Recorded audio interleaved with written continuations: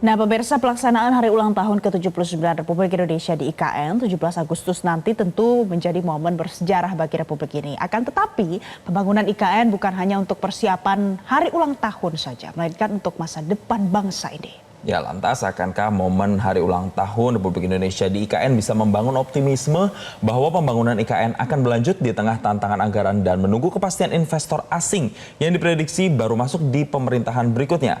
Untuk membahasnya sudah bergabung bersama kami Wakil Ketua TKN Prabowo Gibran, Sylvester Matutina. Selamat pagi Pak Sylvester. Pagi Pak Sylvester. Selamat pagi Bang Jason, Mbak Valen, selamat pagi. Baik, terima kasih telah bergabung bersama kami. Pak Sylvester, sudah mau 17 Agustusan, apakah kesiapannya sudah berapa persen kalau kita anggarkan? Sudah mau 100% atau seperti apa?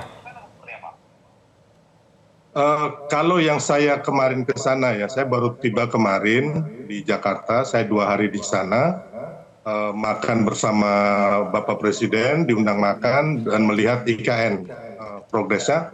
Itu ada beberapa tempat sudah 90% dan bahkan ada yang 100%. Jadi kalau umpama kita bicara dulu kan mungkin keraguan itu ketika Presiden mengatakan air sudah siap atau listrik sudah siap. Sebenarnya sudah sejak lama listrik dan air itu sudah masuk di IKN ya, khususnya yaitu di blok tempat para pekerja bertempat tinggal ya, itu ada sekitar 17 tower yang mana masing-masing itu ada 1.000 orang dan saya sempat menginap di situ. Itu air sudah ada toilet, ada kamar mandi, bahkan mesnya itu pakai AC. Terus ada kantin-kantin yang menjual apapun ada di situ, mulai makanan ayam goreng, ikan goreng, ayam bakar, terus mie goreng, kopi, susu, kantinnya juga sangat bersih, mesnya juga sangat bersih. Jadi sebenarnya air dan juga listrik itu sudah lama masuk di IKN ya. Jadi hanya yang dimaksudkan Bapak Presiden itu yang belum masuk itu adalah di tower-tower yang seperti mesnya ASN, terus tempat Istana Presiden dan Istana Garuda. Tapi saat ini Istana Presiden komplek Kemensesnek ya. Jadi intinya di kawasan semuanya ini dibangun di kawasan inti pusat pemerintahan yang di dalamnya ada Istana Presiden, Istana untuk kantor Presiden, Istana Garuda, terus ada Kemensesnek itu di dalamnya ada Sekap, ada KSP, terus ada lagi kompleks ASN. Itu saat ini semua airnya sudah ada, listrik ada, bahkan airnya itu bisa diminum kalau yang di situ gitu. Baik, jadi kalau kita bicara secara general, sebenarnya persiapannya sudah cukup lengkap, fasilitas, perlengkapan di situ.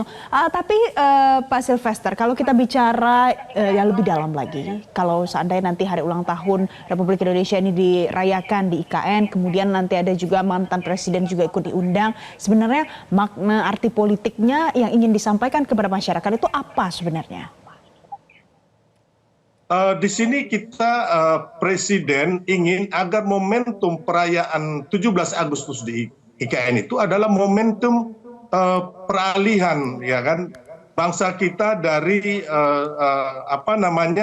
budaya baru kita, terus smart city ya, bahwa cara berpikir kita bisa, mindset kita berubah menjadi negara yang berbudaya benar-benar hijau, terus memakai fasilitas teknologi dan semua smart yang ada di IKN ya, smart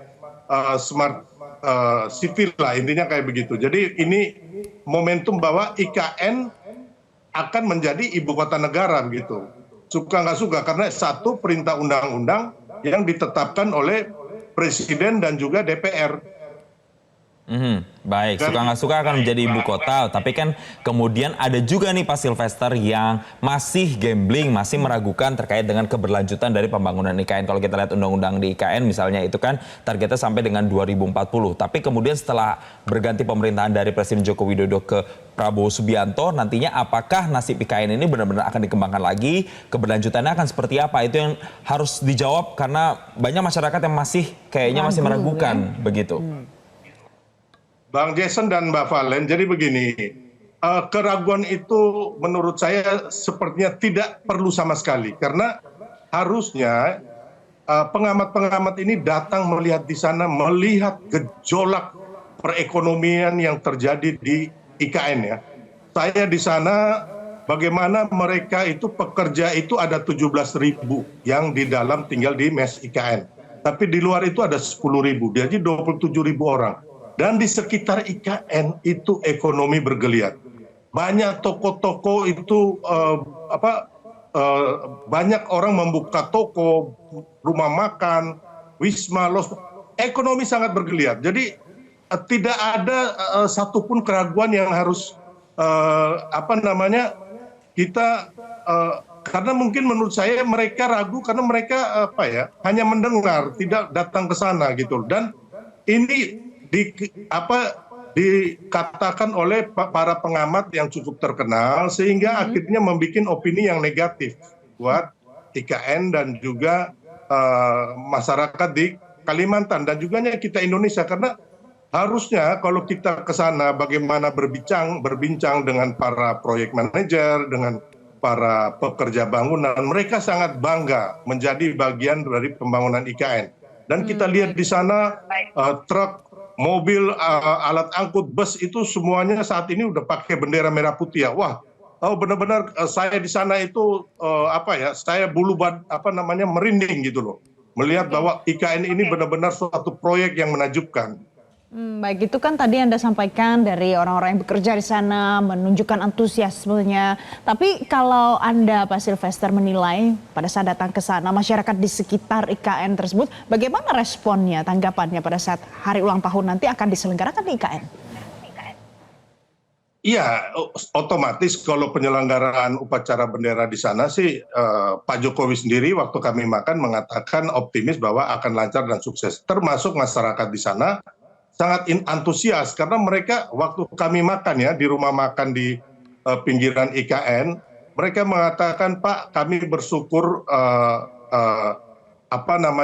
bahwa 17 Agustus diselenggarakan di sini. Kami bangga ada IKN di situ dan mereka senang ekonomi mereka bergeliat. Jadi kalau kita boleh katakan bahwa sebenarnya ekonomi di Kaltim termasuk Kalimantan dan bukan hanya Kalimantan loh, mungkin kan itu banyak suplai barang juga dari Makassar, dari Surabaya, dari Jakarta, dari daerah-daerah lain, itu ekonominya bertumbuh. Jadi nggak benar gitu loh teman-teman pengamat ini yang nggak pernah ke sana, tapi mereka lebih pintar dari orang sana, lebih pintar dari orang yang membangun di sana. Jadi harusnya mereka datang dan melihat sendiri begitu. Baik, Pak Sylvester, ada beberapa hal juga yang jadi sorotan, mulai dari rencana, kemudian dari relawan Projo yang juga mau diajak ke sana, diundang ke sana, begitu. Tapi informasinya juga batal. Tapi sebelum sampai ke sana, saya juga penasaran karena ada pertanyaan menggelitik ini, Valen. Kemarin ada yang nanya sama Pak Sylvester dan ini sudah masuk informasi ke kami. Akankah nanti Pak Prabowo ketika sudah jadi presiden dan sudah dilantik begitu ya, akan full semuanya in charge di IKN atau seperti apa, Pak? Ini saya boleh katakan ya, sebenarnya saya belum tahu pasti bahwa Presiden Jokowi mengajak relawan di sana. Enggak, jadi waktu kami makan, pertama Presiden mengajak influencer. Yang kedua perwakilan relawan hanya 2. Saya dan teman saya dari Solmed dan JPKP ya untuk makan dan melihat IKN. Tapi setelah itu Presiden berjanji akan mengundang seluruh elemen masyarakat lainnya. Jadi bukan relawan gitu loh. Jadi begini, kadang-kadang saya lihat ini kawan-kawan ini baru bertemu presiden, ngomongnya di dalam beda, di luar mereka sudah mengklaim bahwa presiden merestui relawan 500 orang ke sana. Ini tidak benar ini. Ya, jadi kadang-kadang klaim ini supaya presiden mengikuti kehendak mereka. Tapi kita tahu akhirnya sudah dibantah oleh Mensesnek. Jadi saya juga sebagai relawan tersinggung ya, merasa kok kenapa ya teman-teman ini apa yang waktu bertemu presiden dan belum punya bukti yang valid, ya kan? Habis itu keluar dari istana presiden ngomong sembarangan begitu. Jadi relawan nantinya batal diajak dalam jumlah yang banyak, tapi sejauh ini Pak Sylvester, informasi yang beredar ternyata artis-artis diundang, influencer diundang. Kalau tadi Anda katakan masyarakat di sekitar IKN merasa luar biasa, antusias mau merayakan hari ulang tahun di sana. Bagaimana dengan masyarakat biasa lainnya? Apakah juga diundang nanti? Iya, pastinya begini ya. Saya kebetulan waktu pelantikan Presiden 2014 adalah yang mengorganisir sekitar 700 masyarakat kecil untuk masuk ke dalam istana. Ya. Terus waktu perkawinan anak presiden juga begitu. Dan kita tahu bahwa tiap tahun upacara 17 Agustus di Istana Merdeka selalu melibatkan masyarakat mulai yang dari perekonomiannya paling rendah, menengah hingga atas. Jadi nggak semuanya sama rata begitu loh. Tidak ada yang diistimewakan di sini. Hanya memang saya pun kaget gitu ketika kami berbincang sebelum Presiden pulang ke Jakarta hari Selasa tanggal 30 Juli kemarin di Balikpapan di salah satu rumah makan. Tidak ada perbincangan sama sekali bahwa relawan akan diajak ke IKN. Makanya kemarin harusnya teman saya sebagai Menko Info harusnya memberikan informasi yang benar gitu loh. Ini negara nggak bisa dibuat main-main ya kan hanya untuk mengklaim bahwa relawan 500 orang sana. Saya sebagai relawan juga tersinggung, apalagi dikatakan relawan itu hanya projo. Projo itu relawan lebih besar, nggak terlalu besar ya, lebih besar Solmed, JPKP dan lainnya. Tapi diklaim paling besar, paling dekat dengan presiden. Ini saya juga tersinggung sebagai relawan. Kita ini relawan ini membantu presiden dan pemerintah, bukan menyusahkan atau dianggap lebih istimewa daripada elemen masyarakat yang lainnya.